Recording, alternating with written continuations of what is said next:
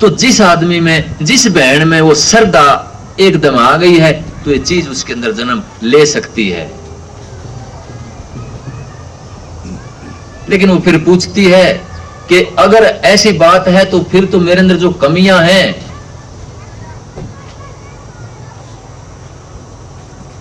मैं कई बार आदमी झूठ बोलता है, कई बार चुगली करता है, नफरत करता है, बुराई करता है, तो कहने लगी जी फिर तो मेरी ये सारी चीजें अपने आप ठीक हो जाएंगी। अब तो अगर ऐसी बात है, एक परमात्मा की इतनी दया मेरे ऊपर होने लगी है, तो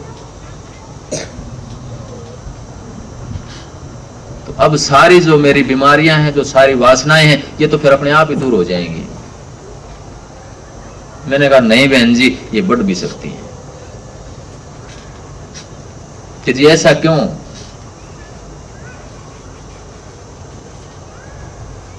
कि खेत में जितने भी बीज पड़े हुए होते हैं, चाहे फसल का बीज है, चाहे घास का बीज है,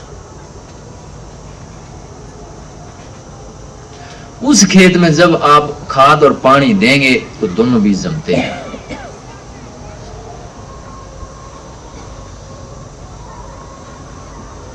बल्कि घास का बीज जल्दी जमता है और बढ़वार भी ज्यादा करता है। इसीलिए ऐसे समय पर संयम और खान पान और आचरण और भी जरूरी हो जाता है। ये आप इस चीज का वहम ना रखें कि आप कुदरती इन चीजों का कंट्रोल हो जाएगा। ये आपको संयम करना पड़ेगा, वरना जो भी अंदर में संस्कार, क्योंकि एक बिजली, एक करंट का शुमार हुआ है अंतर में, एक ताकत का शुमार हुआ अंतर में, जो बिखरी हुई ताकत थी, एक चुंबक का शुमार हुआ अंतर में। जो लोहे के अंदर जैसे एक ताकत बिखरी पड़ी है, लेकिन चुंबक के अंदर वही ताकत चैनलाइज हो जाती है, एक दिशा में बहने लग जाती है, वो डिसिप्लिन में आ जाती है। जब अंतर में उस ताकत का चैनलाइज होता है, तो अंतर में जितने बीज, जितने संस्कार पड़े हुए, वो सपनों के रूप में, गंदे गंदे जो बीज पड़े, सपनों के रूप में या आचरण में प्रकट हो जाते हैं। तो ऐसे समय में और भी एक तरीके से चलने की जरूरत पड़ती है।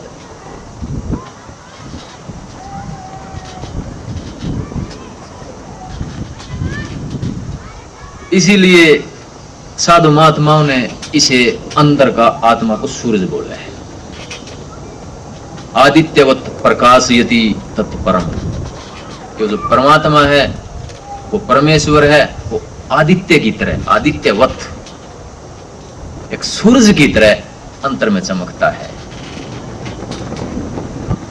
जिस तरह से बाहर का सूरज हमें रोशनी देता है, ताकत देता है, जीवन को चलाता है, इसी तरह एक आत्मा भी एक आध्यात्मिक सूर्य बनकर प्रकट होती है जब आदमी ध्यान में जाता है। तो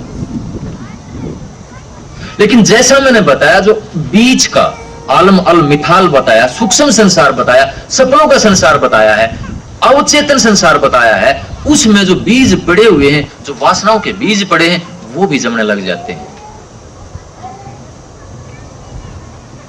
और वहां से अगर सही समझ नहीं है तो आदमी गलत दिशा में भी जा सकता है, गलत दिशा भी पकड़ सकता है।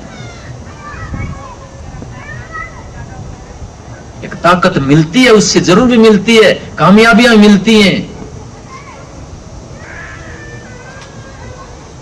लेकिन एक जीवन की जरूरत पड़ती है जहां से इस सारी ताकत को एक सरिता के प्रवाह में डाला जा सके, चैनलाइज किया जा सके उस ताकत को। जब हम ध्यान करते हैं तो दो तरह की धार काम करती है हमारे अंदर। एक धार उप मस्तिष्क से शरीर के अंदर आती है।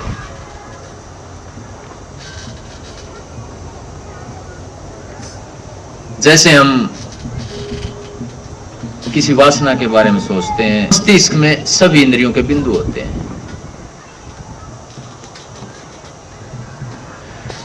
आपने या किसी व्यक्ति ने काम वासना के बारे में सोचा, विचार से यहां सोच रहे हैं, लेकिन वही विचार तुरंत उस काम वासना से संबंधित इंद्रिय में चला जाता है और वहां हरकत शुरू हो जाती है। एक धार हुई ना ऊपर से नीचे की तरफ। जब आदमी प्रेम में आता है तो कुदरती दिल के अंदर शांति पड़नी शुरू हो जाती है। जब नफरत का विचार उठता है, क्रोध का विचार उठता है, तो कुदरती शरीर जलने लगता है। एक धार ऊपर से नीचे की तरफ है जो दिमाग के बिंदुओं से नीचे की तरफ आती है।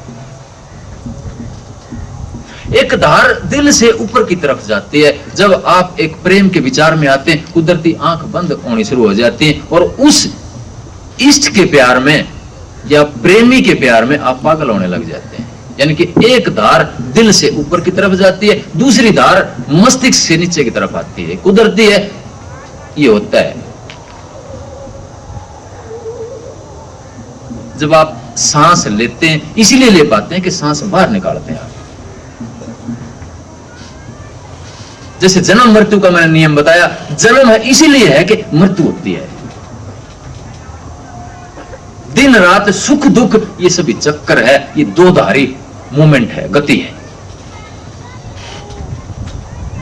तो दो धार हैं, एक धार ऊपर से नीचे की तरफ आती है, इंद्रियों की तरफ बहती है दिमाग से। दूसरी धार जब आप अध्यात्म में, एक प्यार में, एक वियोग में जाते हैं तो दिल से धार उठती है प्यार में, तो ऊपर की तरफ जाती है।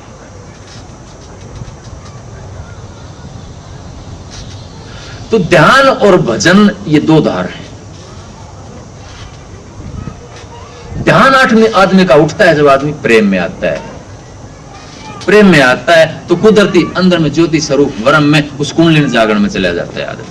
लेकिन भजन का मतलब उस नाद, जो अनहद नाद, जो ऊपर से नीचे की तरफ आता है, जिसने सारी सृष्टि की रचना की है। उस कुंडलिनी ने, उस सर्पिणी शक्ति जिसको बोलते हैं, जब ऊपर से वो अनहद नाद बन करके नीचे आता है तो सारे शरीर की वासनाओं को जगाता है। वो भजन है। इसलिए ध्यान और भजन दो इसलिए रखे गए हैं कि भजन तो उनको जगाए, और जो ध्यान है, जब आदमी प्रेम में आता है तो कुदरती मन काबू में आ जाता है, वो वासनाएं काबू में आ जाती हैं। जब ध्यान में आदमी जागता है, ऊपर जाता है, प्रकाश में जाता है, उधर से भजन, जो अनंत नाद, जो ऊपर से नीचे की तरफ आता है, इन दोनों का एक बैलेंस, एक सामंजस्य बनता है। लेकिन जिस आदमी में प्रेम नहीं होता, उसकी भजन की धार जागृत होती है, शब्द की धार जागृत होती है, प्रकाश प्रकट नहीं होता उसके अंदर, या कम होता है। और जिस आदमी के अंदर प्रेम अंग मजबूत है, उसकी एक प्रकाश की धार, वो हृदय से ऊपर की तरफ चलता है। वो कुदरती ये चीजें ये काबू में आती चली जाती है। मन पंछी तब लग उड़े, विषय वासना माही, प्रेम बाज की झपट में जब लग आया नहीं। इसलिए अंतर में जब अपने इष्ट के साथ, अपने प्रेमी के साथ, परमात्मा के साथ, सतगुरु के साथ जब वो प्रेम जगता है, तो कुदरती ये जो बीच का संसार है, सपनों का संसार है, जहां से वासनाएं जागृत होती हैं, जहां से मन की कमजोरी एक पैदा होती है, ये सारी कुदरती आदमी की कंट्रोल होती चली जाती है। लेकिन इसके लिए जरूरी है कि ध्यान के द्वारा वो जो धार नीचे से ऊपर की तरफ जाती है, उसके अंदर अगर समा जाता है आदमी, तो और भी आसान रास्ता हो जाता है। अगर प्यार नहीं है तो ऊपर से नीचे की धार, जो शब्द धार है, अनंत नाद की जो धार है, जो नीचे की तरफ आती है, वो जागृत होती है, वो नीचे की तरफ आती है, तो कुदरती इंद्रियों की तरफ जाकर के वो वासनाएं जागृत होती है।